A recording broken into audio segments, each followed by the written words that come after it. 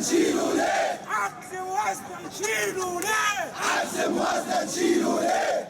مطر بيه يا مطر بيه، مطر بيه يا مطر بيه، مطر بيه يا مطر بيه، مطر بيه يا مطر بيه. هو راتبنا بينقص ليه؟ هو راتبنا بينقص ليه؟ مطر بيه يا مطر بيه، مطر بيه يا مطر بيه. هو راتبنا بينقص ليه؟ هو راتبنا بينقص ليه؟ قلنا عيش عدالة حرية، قلنا عيش عدالة حرية. يا ابو قانون سخرة مدنية، يا ابو قانون سخرة مدنية. قالوا عايزين اصلاح اداري، قالوا عايزين اصلاح اداري. وهو على فشله بيداري، وهو على فشله بيداري. اربط تجريم الاسعار، اربط تجريم الاسعار، اربط تجريم الاسعار، اربط تجريم الاسعار. دي عيشتنا مرة.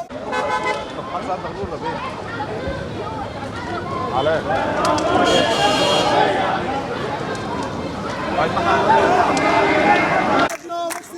مطالبنا مش سياسية. يا ابو دبورة ونسلوا كام؟ يا ابو دبورة ونسلوا كام؟ يا ابو دبورة ونسلوا كام؟ يا ابو دبورة ونسلوا كام؟ يا ابو دبورة ونسلوا كام؟ يا ابو دبورة ونسلوا كام؟ احنا اخواتك مش ارهاب، احنا اخواتك مش ارهاب، احنا اخواتك مش ارهاب، احنا اخواتك مش ارهاب، احنا اخواتك مش ارهاب، احنا اخواتك مش ارهاب. عكس موازنة نشيله ليه؟ عكس موازنة نشيله ليه؟ عكس موازنة نشيله ليه؟ عكس موازنة نشيله ليه؟ فين الحد الأقصى بيه؟ فين الحد الأقصى بيه؟ فين الحد الأقصى بيه؟ فين الحد الأقصى بيه؟ جاي تقول إصلاح إداري، جاي تقول إصلاح إداري. وأنت على فشلك بتداري، وأنت على فشلك بتداري. جاي تقول إصلاح إداري، جاي تقول إصلاح إداري. وأنت على فشلك بتداري، وأنت على فشلك بتداري. اصحى يا مأمور مصر يا مجدع، اصحى يا مأمور مصر يا مجدع، اصحى يا مأمور مصر يا مجدع، اصحى يا مأمور مصر يا مجدع. واعرف دورك في القضية، واعرف دورك في القضية، واعرف دورك في الميزانية. حوافز عادل، بنطالب بنظام حوافز عادل للعاملين،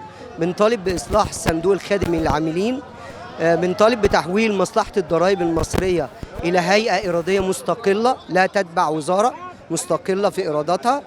بنطالب بتسوية المؤهلات أثناء وقبل الخدمة طبقا للقانون 47 وطبقا للقانون 18، وده حقي للناس لتحسين ظروفهم العلمية والمادية.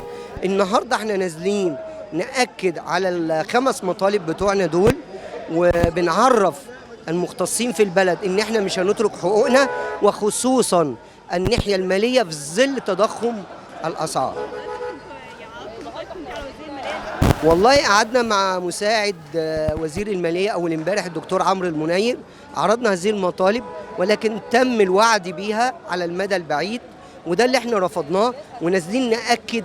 لأن الموظف يعني ما فيش في ايديه غير مرتبه، وهو اللي بيعيشه هو وأسرته وولاده في ظل الأسعار اللي انت شايفاها. فاحنا مش هنستنى على المدى البعيد، لان احنا المصلحه الوحيده الاراديه اللي هي ما زالت قائمه في مصر، وقائم عليها جميع مؤسسات الدوله، فحرام نظلم العاملين فيها. على الاقل نديهم حقوقهم علشان يبتكروا ويجيبوا حصيله ويقدروا يبدعوا في عملهم.